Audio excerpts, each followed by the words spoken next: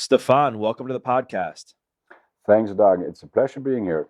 I'm excited to chat with you. I know you are one of the leading experts on intrinsic motivation.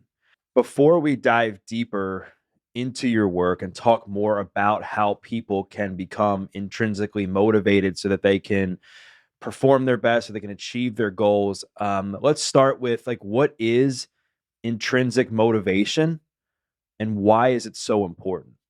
So, thanks, Doug. So, intrinsic motivation, you're in a situation of intrinsic motivation when you're engaged in a task where actually the reward is the experience the task gives you. This is opposed to being intrinsically motivated, where you basically perform a task because of the fame or the money or whatever you're going to get. Okay. Now, we are not void of any, so it's a question of sort of balance. Okay, if I'm doing this because of intrinsic motivation or extrinsic motivation. So that's what it is. It's the experience of being engaged in the activity that is the intrinsic motivation. Hmm.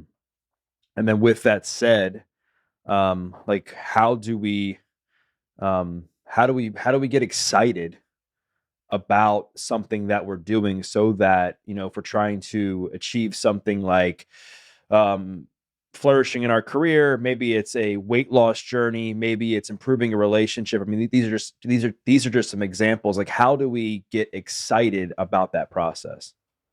Well, I think fundamentally, um, we tend to get excited over things that we know something about. That's the problem when we meet something that's new, that doesn't naturally interest us.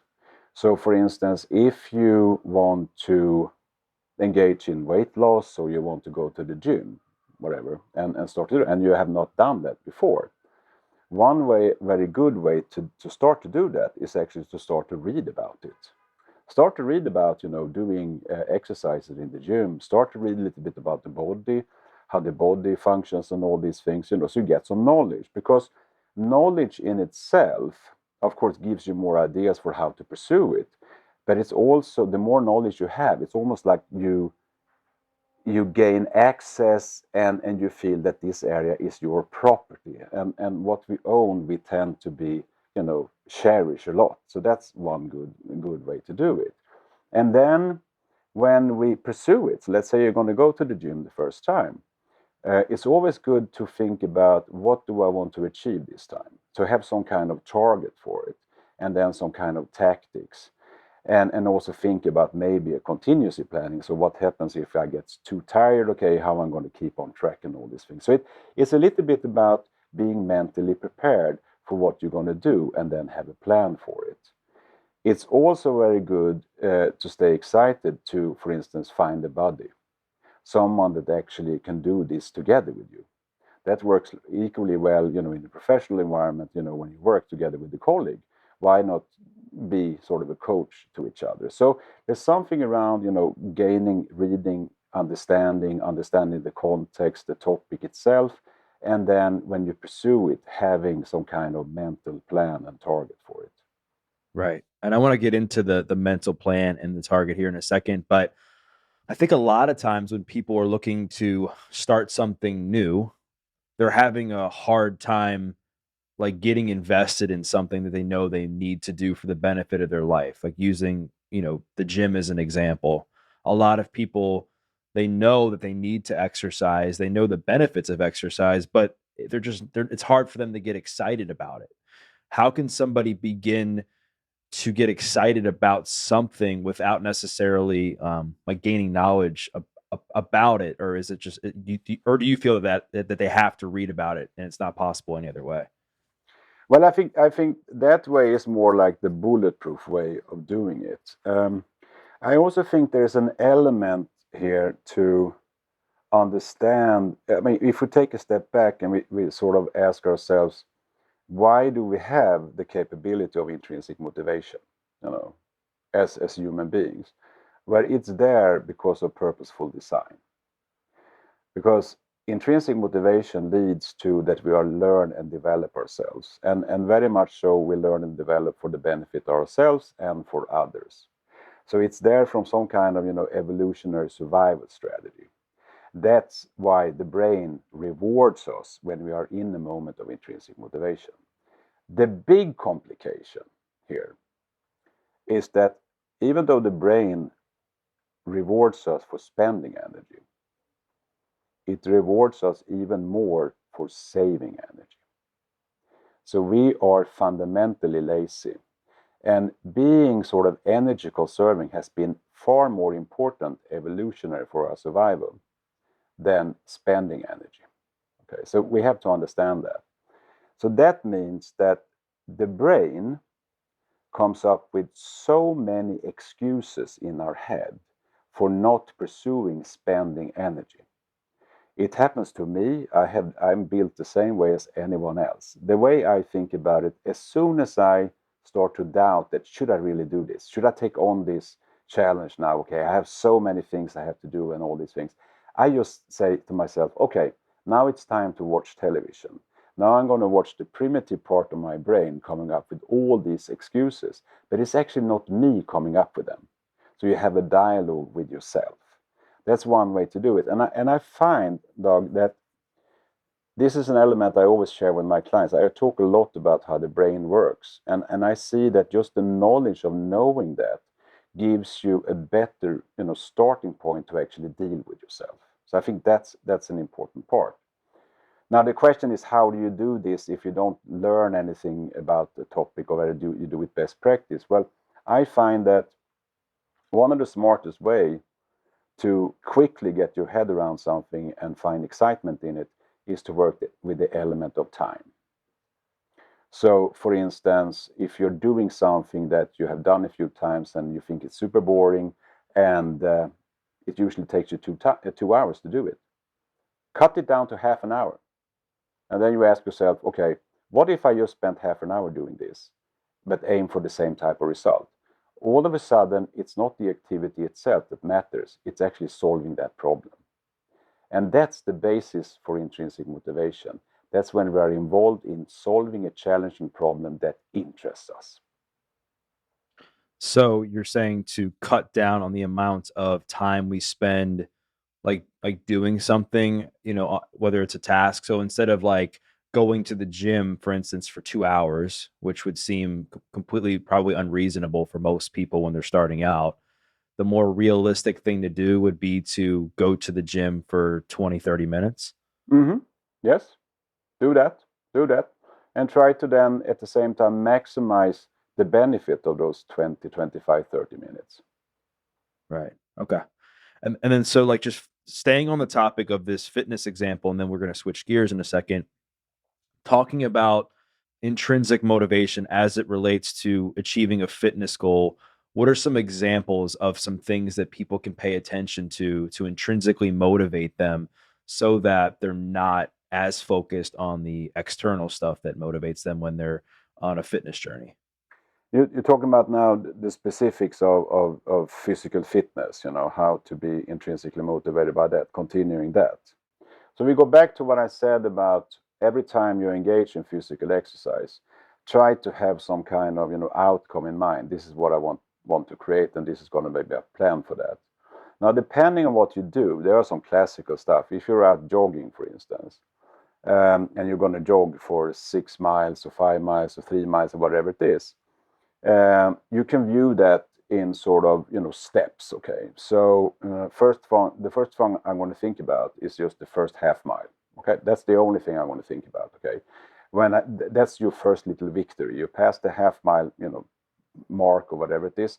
Then I'm going to focus on the next, next half mile and so forth. So you break it down so you have steps and you can celebrate those steps every way. That's also a smart way to do it. And that's also a fallback option. Let's say that you feel really strong before you go out. I was jogging before. Now my knees is not really, in the best shape. And I felt really strong, yeah, today I'm just going to run my 7 miles, that's going out. And then when I come out, I just feel that I'm much more tired than I actually cognitively or consciously felt. Then I need to switch gears and in terms of how I think about how to push myself through that. I might start to count, the next tree I'm passing, the next tree I'm passing, the next tree I'm passing, and so forth. Okay, and it's a little bit about distracting your mind to focus on the fact that you're tired. and focus on something else, okay? Which in my case then was the trees, basically it.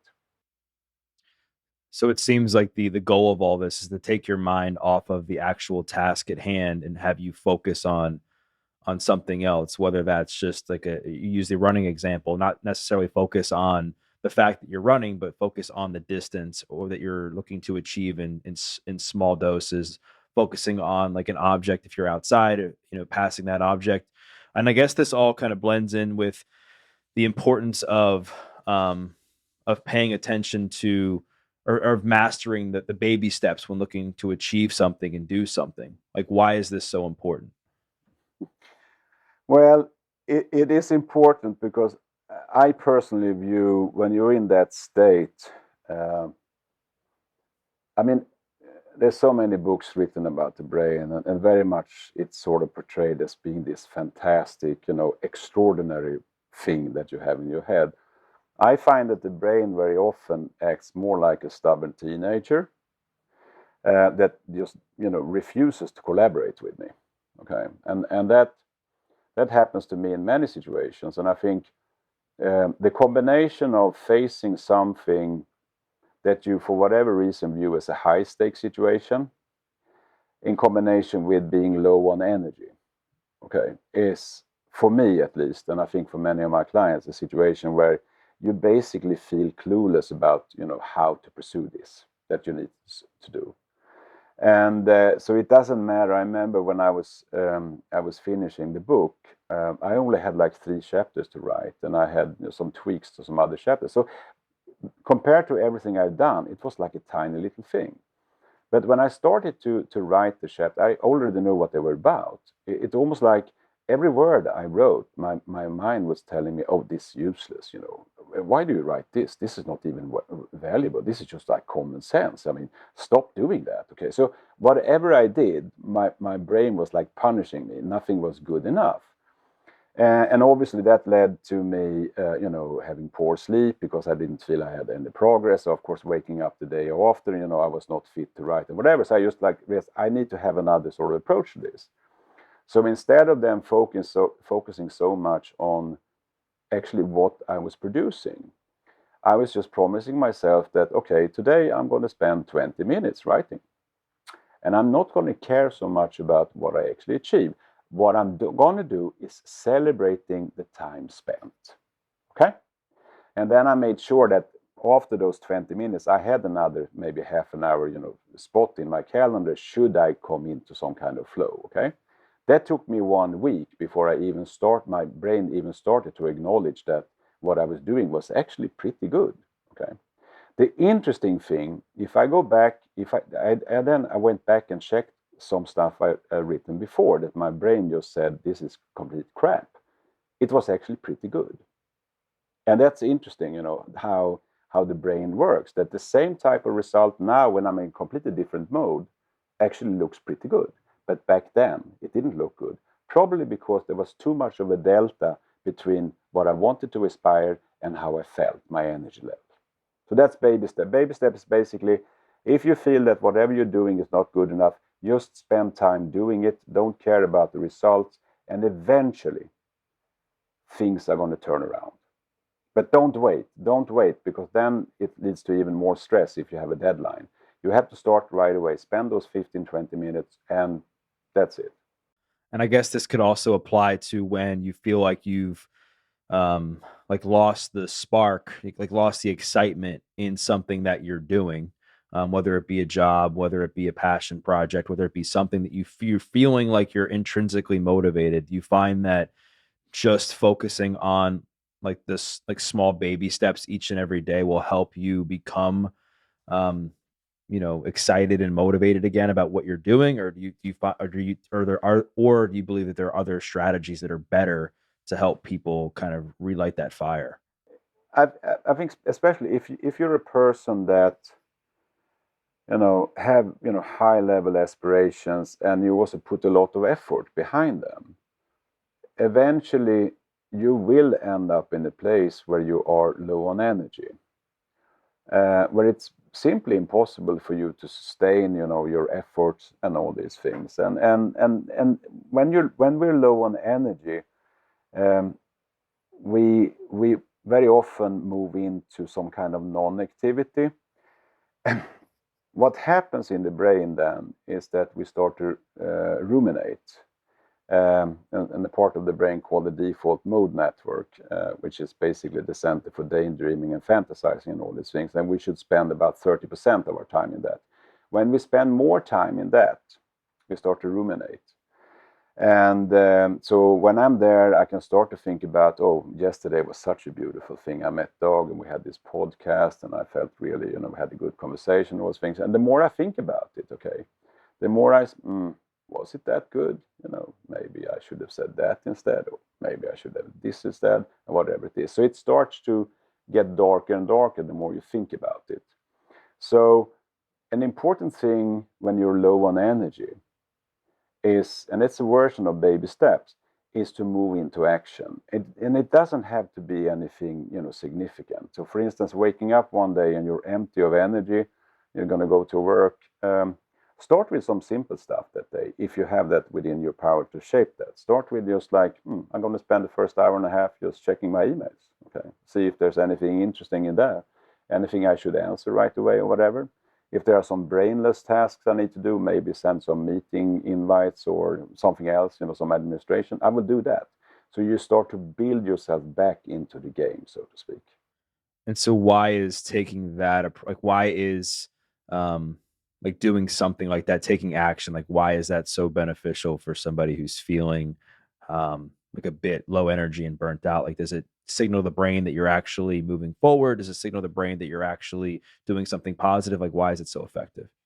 Well, I think activity in itself, and especially if there's some kind of goal related to it. So, for instance, say I'm going to spend the first an hour and a half reading all my emails, and I'm going to answer at least like 2 or 3 of them that are most important. That's sort of a goal that you have. What happens then is that you activate what is called in the brain the effort-driven reward circuit, which is like serotonin and dopamine and whatever it is. So it actually your brain, you start to feel better about yourself.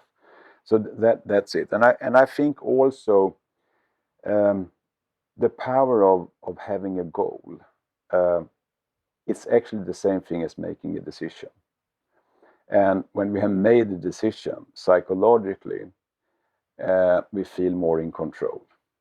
And feeling in control is very energizing for us, because control also gives us an idea of which actually is a delusion of predictability. But so that there's something going on here that just decide to do something, have a little bit of a goal for what to achieve, and it could be completely low level aspiration. That's not the point. The point is to engage in that type of activity. Okay, to turn yourself back into a more preppy, yes can do type of mentality or mood. And I think a lot of times what happens is people, they get low energy, they get burned out when they are faced with um, an immense amount of uncertainty, whether it's uncertainty financially, professionally, like personally, and people are just hyper emotional during those times because they're in fight or flight, they're in survival mode. How can somebody kind of bring themselves back from that emotional state and start to begin to think more logically so that they can identify some small things they can do to get themselves out of it? Like how can somebody begin to navigate uncertainty in a way that's healthy? I probably think I think uncertainty is probably that area in life that affects us most, the experience of uncertainty. And I think that's from evolutionary reasons, because historically, evolutionary, uncertainty could have meant death for us, in the environment we come from. So the brain is built with an absolute need to know, because not knowing could have been a disaster for us. At the same time, if we really think about it, there is no such thing as certainty. I mean, we have a conversation right now. There is no certainty that I know what's going to happen in 10 minutes. The roof can cave in here in the building or whatever. There is no absolute certainty. The problem with uncertainty is that the brain obviously views that as something super negative. And the brain then can hijack us and just look at the stuff in our lives that we have some kind of perceived uncertainty around. So let's say, what could it be in my case? Well, let's go back when I had my first podcast, and I'm not been, really into this space because I've been so busy and doing my stuff. Obviously, that's a new situation for me. A new situation. I don't have much routine for it and whatever. So it's like it's an uncertain situation. So the first time, a few months back, obviously I have the sense that next week, is not a good week, and I'm like, I don't have a good feeling for next week. And then what I do, what I always do, I need to do some analysis and try to understand where this feeling comes from. So I look at the coming week, and then I say, of course, yeah, I have this podcast on Thursday. So the brain has this ability to force us to focus on the stuff that's negative or uncertain in our lives. So the first step to deal with uncertainty is to identify the source for it, okay, and see where it really comes from. Now, the second step uh, is to then take that event or that situation or whatever it is and take just a white sheet of paper. And then you write horizontally 3 headlines on it. So, for instance, in my case with the podcast, the question on top could be, how should I behave in the podcast next Thursday? And then the 3 headlines are, what am I certain about I should do? What do I believe I should do, but I'm not certain about? And what am I clueless about I should do? Okay. And then basically write down everything I'm certain about I should do, which could be I'm going to stress certain messages, this is how I'm going to behave, and so forth, blah, blah, blah. It could be a gazillion different things. What do I believe that I should do, but I'm not certain about? And what am I clueless about? And the first thing that anyone will see when you do such a list for an uncertain situation is that you know a lot of things, that you should do, that you're certain about. You know a few things that you're not certain about, and then very few things that you're clueless about.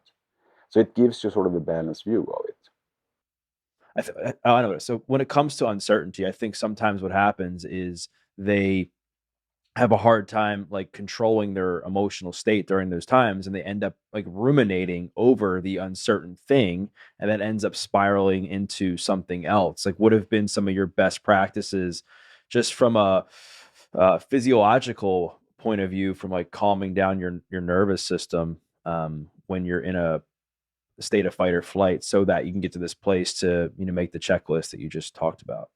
Now, I think, a given one, we have already talked about a few things. I mean, what we talked about right now, being more granular, more analytical to understand the uncertainty itself, obviously. Then, the usual suspects, physical exercise is fantastic as a stress relief.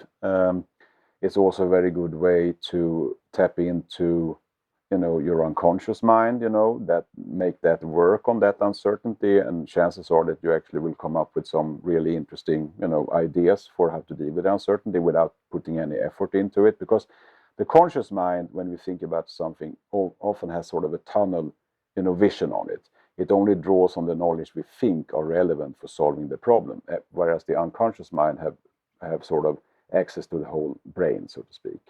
So that's a good thing. A thing that I find almost fascinating, and it's a negative thing, is that when we are in a bad place, we very often become secluded. Instead of doing what we should do, that is to reach out to people and engage, in conversations with people about ourselves, how we feel about things, okay? And also, if you have a chance, work with someone or be with someone that you actually help. This is interesting because we talked about this a little bit earlier, that one of the things that, for instance, people that go through BUDS or the like Hell Week or whatever in Navy SEALs, that seems to be a successful strategy, is to help a fellow participant, while they are under that extreme stress, okay? Because it gives you some kind of relief from your own problems. And if you are capable of helping the other person, you also get the helper's high, which basically is a kick for yourself. and also a feedback loop back to yourself that you're actually very capable. And that's positive energy to use back into your own situation. Yeah, helping other people is so beneficial, especially when you're going through hard times, because it gets you to um, Yeah, why do you refocus. think I have my job, my profession? Is to forget about myself a little bit, yeah? Yeah, but can't that become problematic though long term if do you ever feel like you're like escaping though if you keep yourself so busy with helping other people? No, you know what I think. In my youth, I was heavily into philosophy and stuff, and the theory of science and research, and uh, and there was this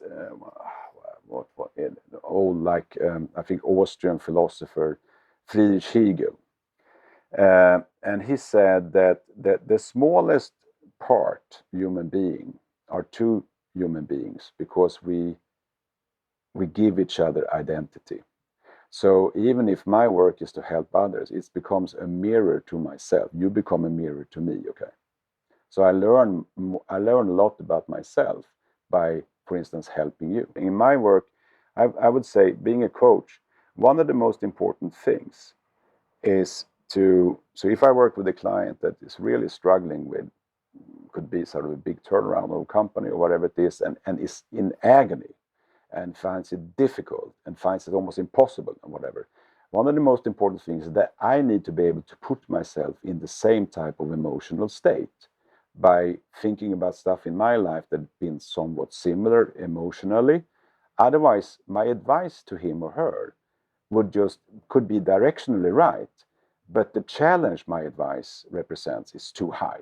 I need to be in that emotional space myself. Otherwise, it will not work.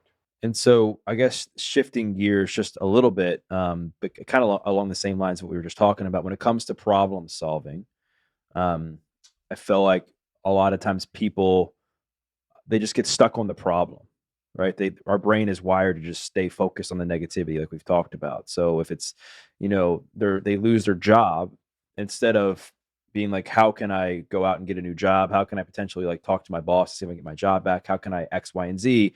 It's like I just lost my job. I lost my job. I lost my job, and that's all people can focus on. What are some ways that people? Because I know you talk about this, that they can begin to transform that energy into being solution oriented? Like what kind of steps can somebody take to do that? Well, I think it's sort of obviously, and this is a common sense, answer. Obviously, it's really good to take, preventive measures. Should you lose your job, and one of the most important preventive measures is that you continuously, develop yourself in your job, so you actually, secure your employability. That's one thing, because one thing we know about business, and especially how business is ran, is that it's going to happen. Okay, bad decisions are going to be made. Okay, now the most important thing when you face a failure, whether it's existential failure or something else, is to snap out of that emotional intoxication and really sit down and think about what actually caused the failure. What is within your area of responsibility, and what was actually factors beyond your area of responsibility. So you become mindful about it, and not just this inflated, I'm a big failure, I'm a useless, and all these things, okay? Because that's simply not true for most people on this planet, okay? So first divide it, okay, these are the factors I could not control. Some of the factors probably I could have been a little bit more mindful in figuring out that they actually would come, into play at some point. Okay, I didn't do that. That's a good learning. I will take that with me going forward. And then what are the things that I should have done differently? Okay, so you take charge of that analysis, and then based on that, I just think if you do that in somewhat a proper way, I think your appetite in going out and meeting other people, and talking about what you experienced, and also talking about what you want to do go forward, is much better if you have a narrative that actually is well thought through. Okay, it's a little bit the same thing as making a decision. Clarity of where I come from, why I am where I am, and where I want to go. It helps you to go more into action. One interesting thing is that when we look at, for instance, people lost their job and then they start to look for a new job and they start to do interviewing and all these things. There is this study that I don't know if it's 20 years old, when they did an experiment. So they had like 100 people or whatever that lost their job, and 50 of them they did daily journaling. So they basically journaled around their experiences losing their job, but also around the job seeking process. Okay, and the ratio of people that actually got a new job in this group compared to the other one was like sky high compared to it. Okay, so I think the learning from why it happened, I lost my job, what's my part, what's someone else's part, and then pursuing a new situation, a new job in the learning mode, I think is very, very important. Because then the frustration of not getting a job becomes a little bit less if you make sure that you learn something from the process, from the interviewing process, for instance. Yeah, and I think a lot of times what happens is like during those situations, people feel powerless, right? And they're like, "Oh my gosh, like I can't believe this happened to me, and what am I going to do moving forward?" And you almost get entrenched in this victim mentality. And I think I've definitely been there. And I think the only way out, the only way to gain your power back, is to not only figure out like what's the path forward, but it's also to figure out like lessons learned from that situation and the role that you played in it. Like you hear this a lot in like relationships, like when a breakup happens, it's like, the initial thing somebody wants to do is to blame their partner for the relationship ending instead of looking in the mirror and saying, okay, like I acknowledge that my partner did this, but what did I do? And what can I learn from this? And how can I grow into a better version of myself to not just, learn from the situation, but to move forward and find something, in the future. Um, and I think on the opposite side of that, I think what happens now in the professional world, just from what I've heard, is that sometimes a lot of times when people they feel like they don't like their job, they're not excited about it, so they'll feel like, well, I'm just not meant to do this, and they'll just quit and they'll find something else. Um, what is your opinion on that? And like, should somebody like actually love what they do if they're going to be in a profession? When I get the question, is it really necessary to love what I do? I don't think it's particularly interesting or whatever it is. It's interesting that that question I only get from people that are, I would say, sort of say, not successful. Okay. People that are successful, they never ask that question because they know it. And this is like, if I would rewrite the book today, the only difference in the book is that it would be peppered with quotes from Steve Jobs, because that guy, he really got it with intrinsic motivation. It's like he's way out there. He's way out there. He's like magnificent. And he said that you really need to love what you do, because that's the only way that you will be willing to take charge of all the tough parts that you need to take charge of in what you do. Otherwise, you will not do that, and you will not be able to deal with failure if you don't love what you do. You will never sort of accept failure, and you will not accept the scar tissue you get, and you will not get back up on your feet. So you need to do that. Now, the question is that, do you need to love everything you do? There is a simple, proxy you should use. And that is, and most people lack this. Um, what are my aspirations with my life? Who do I want to become? What do I want to achieve in life? And I'm not talking about next week. I'm talking more long term. And then just ask yourself, okay, these things I don't like now, I don't enjoy. How important are they in the big schemes for my long-term ambition? If they are important, I just need to bite the bullet and find a way to make them exciting. Okay, otherwise, it's either or. Either I can need to forget about my aspirations and be honest with myself. I'm not going to work toward them. I love them, but I'm not going to work because I'm not going to, deal with these things. Or I just need to say, okay, I need to find a way to make this exciting that I don't like. And the thing is that most people deal with tasks like, the Greek philosopher Aristotle, he didn't know what gravity was. So he explained that, the reason why a rock is on the ground is because that's the purpose of the rock. Okay, the rock had an identity. It was supposed to be on that. Most people deal with tasks, situations like that. This is a boring situation. For instance, a department meeting. Oh, I hate my department meetings. No, it's not like the department meeting says, hello, Doug, I'm department meeting and I'm super boring. No, it's the way you think about it, yeah? And the ultimate evidence of that is that the other person might love those department meetings, but you hate them. So loving something has all to do with how you think about it. Yeah, I mean, it's that perspective is definitely super important when it comes to circumstances like that.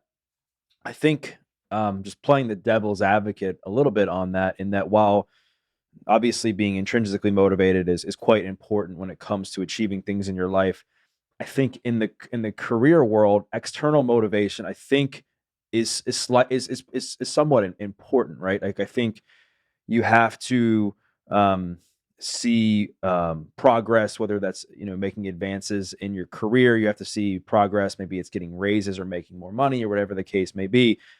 And a lot of times when people are just starting out or they're starting something that they haven't been doing for so long, they want to. It's hard to say. It's hard to like really feel good about what they're doing if the accolades aren't there yet. How does somebody embrace those difficult times um, when they're in a position, when they're in a point at a place in their career where they're not making, as much money, or they don't have the position that they would like to have in the future? Well, I think the basic the question there is, can I change it, quickly? If you need to change it quickly, could I? I'm. So this is my philosophy. I mean, at some point, enough is enough. Okay, so I'm in this position. I'm in this job. Okay, I'm not progressing, even though I put effort in. I do good things and all these things, and we should not forget the fact that in most organizations, performance is not fact-based evaluated. Okay, there's a lot of irrational factors at play. Who the person is, who the person knows, how long the person has been with the company. Very few organizations are based on true meritocracy. Okay, so chances are that if you're unlucky, you can be a real star, but you're not appreciated as a star because of irrational factors. Okay, I know that that is the case for quite many people. Okay, so that's one thing, and then you might consider, should I move on because someone might appreciate me much more here. Okay, now the other case is where you're appreciated but you don't have any progress, whatever. Should you move on then into a better situation? Well, the question you just need to ask yourself is that, have I preempted my opportunities here to actually progress, or have I not? And if I have not, should I try to do that, or should I move on? Okay, so it's not like you should just preempt. You should preempt because then happiness and whatever would follow, because there are factors always around you that you don't control. Okay, and you need to invest yourself wisely. Okay, but not just like as a default thing. Okay, I was not successful. There's something wrong with my environment. Most often, it's something wrong with you. That's my experience.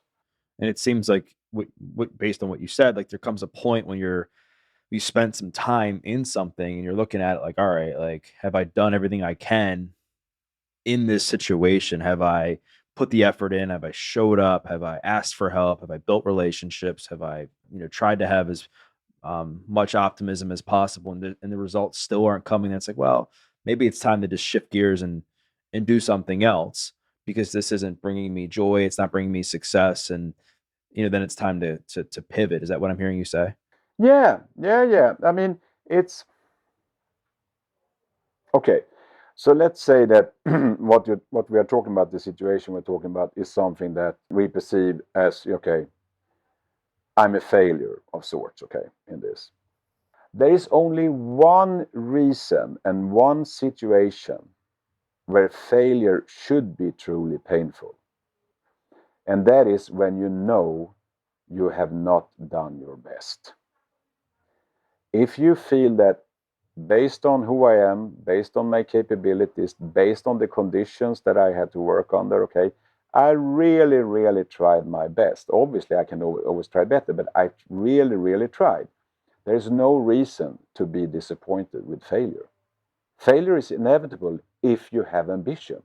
It's like in companies when they evaluate employees. I mean, I don't know. It's like 90% reach their goals. How can that be? It's impossible. That means that the goals are not really goals. Okay, it, there should be a much higher percentage of people not reaching the goals if they really have goals because they're beyond where you are today. Yeah. Okay. So failure is it's super important to have that because in failure we learn the most. So, but back to it, the only time to be really disappointed is if you had this goal and you really didn't try your best to reach it. Then you should be really upset with yourself. But beyond that, you know, it's a learning. I guess what I'm hearing you say is like the most important thing um, when it comes to your job and deciding on whether or not you're going to end up sticking it out or whether you're going to end up leaving is to make sure that you've put forth your best effort, that you've given it all that you can, and that you've done your best, so that if something does happen and you walk away, you're not looking back and being like, "Wow, like I wish I would have tried harder." Um, Shifting gears a little bit, I know one of the things that you say is that in order to stay productive and to stay intrinsically motivated, people need to essentially like wipe away negativity from their life. Um, how can somebody do that when, in a way that's realistic, when stuff's going to come? I mean, life's going to be hard at times, and there's going to be negative things that happen in their life. Like, how can somebody like efficiently manage negativity? Now, I think that feelings of negativity, um, we can't, take them out because then that means that we would need to take out the fear center, in the brain, or take that out, which would not be a good idea for us. Um, the question is if you allow yourself to stay in a negative mental state or not, or if you sort of quickly, okay, this is a signal, okay, I need to snap out of it. Because what happens when we are in a negative state, that's a pre-stage of fight or flight. Okay, so it's an early warning that something is going on here now that could be a potential threat. Get ready. That's what happens. When that happens, the body gradually turns off organs that is not relevant for a fight or flight situation. Higher thinking is one of those things because it's too slow. If you come on to me with a hammer, okay, it's not like I say, Doug, can you wait a little bit? I need a paper and pen. I need to think through my different options here for how to deal with that. No, I just need to act. So in a negative mental state, your brain is actually gradually starting to work slower. So you become a worse problem solver in that sense. There is also stress hormones like released that actually is detrimental for your immune system. Okay. So you're actually more prone to be sick, especially if you allow yourself to be chronically negative, which unfortunately I have a sense that many professionals allow themselves to be. So there's health at stake here, there is solutions at stake here, and all these things to be in that state. So how do you deal with that? Well, if you're a person, and this is the beauty of the mind, everybody knows this by now, that the brain almost operates like a muscle. It's not a muscle, but it's plastic. So how you push it to work will also decide what it becomes good at because it strives for perfection because perfection means that it operates energy efficiently.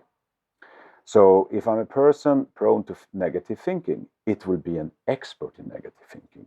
It will inflate the situations where I would think negative thoughts. The opposite is also true. If I really practice my brain to think interesting or exciting thoughts about stuff, find the silver lining and stuff, find the interesting things in new things, find the interesting things in conflicting views of my own, it becomes good at that. That's how it works.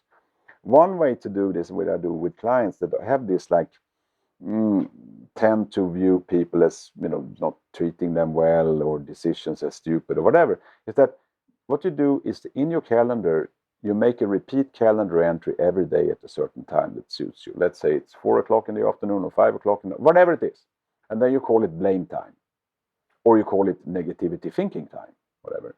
And then you say to yourself, this time is the time during every day I'm going to think negative thoughts. And what most people realize then when they come to this time that I don't have so many negative thoughts now, because you relieve your brain of duty, of thinking negatively before that, and then you summarize your negative thoughts, and then you say, I don't have so many negative thoughts, and the ones I have, do I really have a basis for them? Well, if I have a basis for them, I then have a chance to think about what causes them.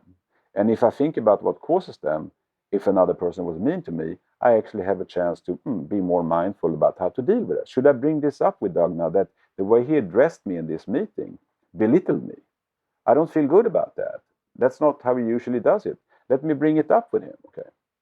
Yeah, I think it's really important to be able to figure out a way that works for you to process a lot of the negativity in your life, or anger or resentment that you might have towards other people. And I think having a calendar reminder in there, I think, could be very helpful, because otherwise it just goes unnoticed, and you end up carrying all this negativity within you towards other people, and it ends up just coming out indirectly in other areas of your life. Along those lines, and like the last thing I want to talk to you about is, I know that you're big on doing certain things daily. You're big on goal setting daily. You're big on journaling daily. You're big on, like, the blame, blaming people there daily to help process anger towards others. Like, why is achieving things daily so important? And what are three things that you think anybody listening to this should do every single day to become the best version of themselves? So daily, there is, the logic is very simple. What we do often, we tend to become good at. And my business is helping people, of course, achieve their business goals or whatever, but in the process also building new skills, and building new skills is rewiring your brain. Okay, so of course, if you do that every day, the process becomes really fast and you change really fast. So that's the daily focus. uh, Three things that you should do every day. uh, I would say that two of the things are something that superstars do, and are almost effortlessly in terms of the energy. One is, at the end of each day, you write down the mistakes you made that day. Just think about, okay, how was this day? What did I do? What meetings did I have? Let's think about this meeting. Is there anything in this meeting I should have done differently that could have been a little bit better? It could be a tiny little thing. It doesn't have to be anything profound, monumental, whatever. Just write down a handful of mistakes.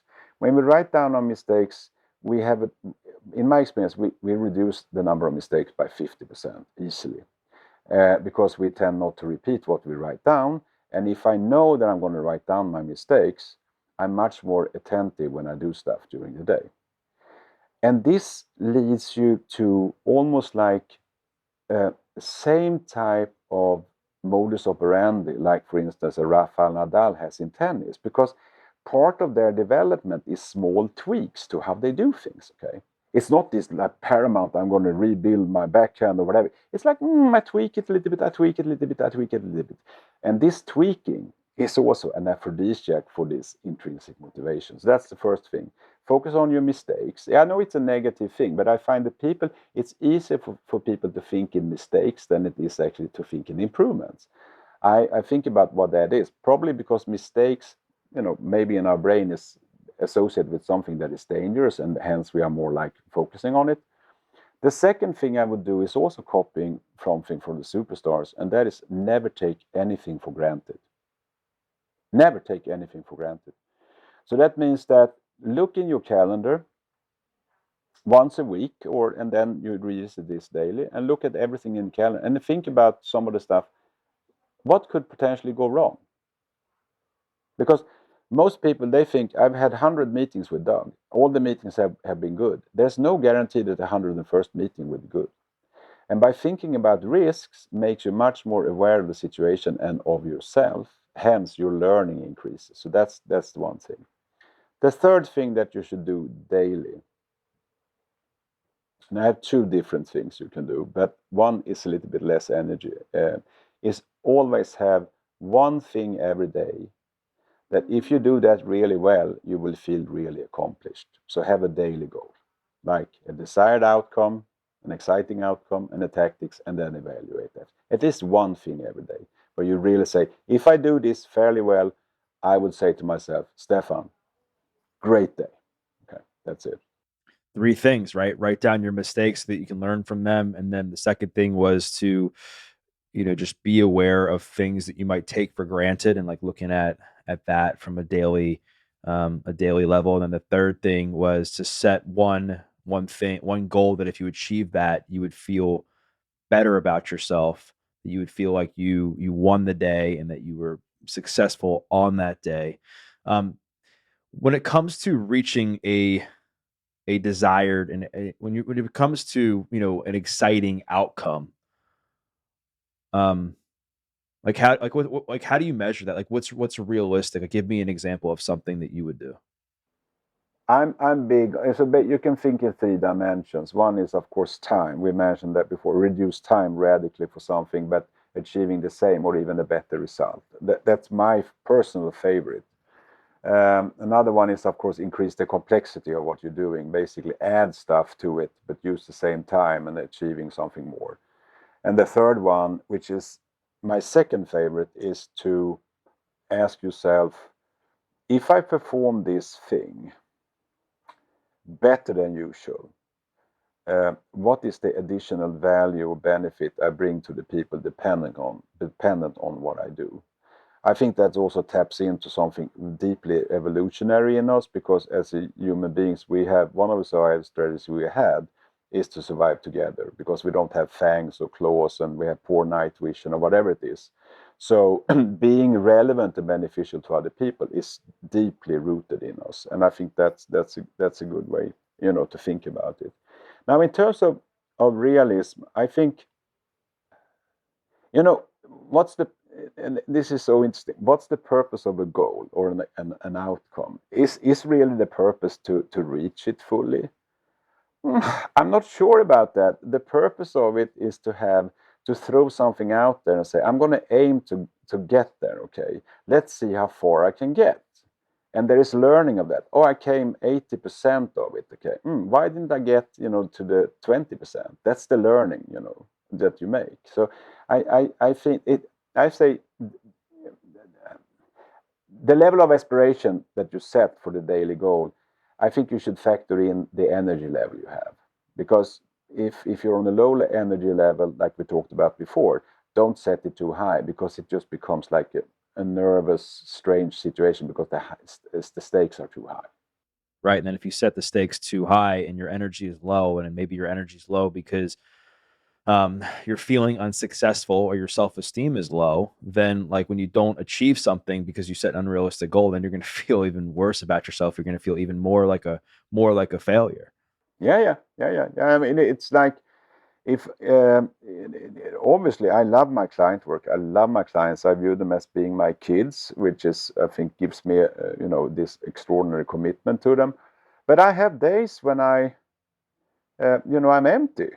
But I know that my clients needs to have a session. What do I do? Well, I think about maybe three things we need to achieve in a meeting. And what I tell myself is that of these three things, this is the most important thing. I'm going to actually make sure that we preempt this completely, okay? And by starting to do that and seeing that it works, then all of a sudden I get more energy for the two other things. You know, it's about this is about Doug, it's about working to understand how your mind works, and I think that's the most important life skill there is. It seems it's also just about momentum too, and your mind it thrives off these small wins and taking the baby steps, like we said, so that you feel like you're making progress in whatever you're doing. So, Stefan, this has been great. If people want to learn more about your work, they want to pick up a copy of your book, where's the best place to do that? Well, they can go to my website, learntoloveyourwork.com. Learntoloveyourwork.com. I will make sure to include the link to that in the show notes. And for those listening, what I invite you to do is to share a takeaway. Maybe it was something that we talked about as far as intrinsic motivation. Maybe it was something that we talked about as far as workplace. Maybe it was something we talked about as far as problem solving, or something we talked about regarding negativity, or thinking logically, whatever the takeaway was, make sure to share it and tag Stefan and tag myself because we'd love to hear your feedback. We once again thank you for listening to this episode of The Adversity Advantage. I'm your host, Doug Bopst. We'll see you next time.